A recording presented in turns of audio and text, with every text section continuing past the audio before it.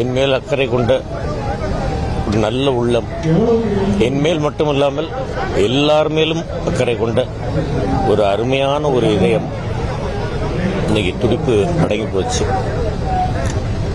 எப்போ பார்த்தாலும் மற்றவர்கள் சாப்பிட்டாங்களா, அடுத்தவங்க சாப்பிட்டாங்களா, அவங்க நல்லா இருக்காங்களா, அவங்க குடும்பத்தில் என்ன கஷ்டம், அவங்களுக்கு என்ன உதவி பண்ணலாம், இப்படிங்கிறது தான் அவருடைய எண்ணமாக இருந்தது. ரொம்ப குழந்தை மாதிரி. ஒரு நாள் வீட்டுக்கு எதிர்க்க கடைக்கு போயிட்டு நான் ஃப்ளாட்டுக்குள்ளே நுழையறதுக்கு வரும்போது சரன்னு ஒரு கார் பக்கத்தில் வந்து நின்றுது. பேக் டோரை இறக்கி எங்கெங்க தெரியுற அப்படின்னாரு.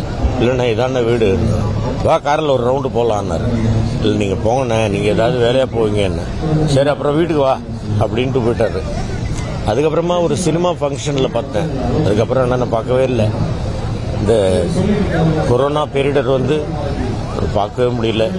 அதுக்கப்புறமா எத்தனையோ முறை போய் பார்த்தேன். அண்ணனுக்கு உடம்பு சரியில்லை, அதனால பார்க்க முடியல. இப்போ இப்படியா பார்க்கணும்?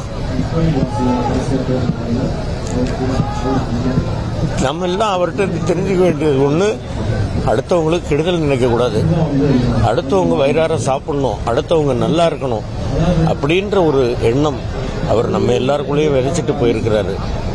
அவருடைய வழியை பின்பற்றுவோம். அண்ணன் இறைவனாக வாழ்ந்தார், இறைவன்கிட்டே போயிட்டார். நிச்சயமா அவருடைய ஆன்மா நம்மளை எங்க இருந்தாலும் ஆசீர்வதிச்சுக்கிட்டே இருக்கும். ஒரே ஒரு வார்த்தை எல்லா இடத்துலையும் நான் சொல்றது, இப்பவும் சொல்றேன், வேற ஒன்றும் சொல்ல தெரியல.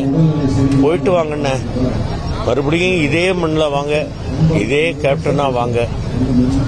நாங்கள் எந்த பிறவியில் இருந்தாலும் உங்களை பார்த்து ரசிச்சுக்கிட்டு இருப்போம் அப்படிங்கிறது தான் என்னுடைய ஒரு கருத்து, வேண்டுகோள்.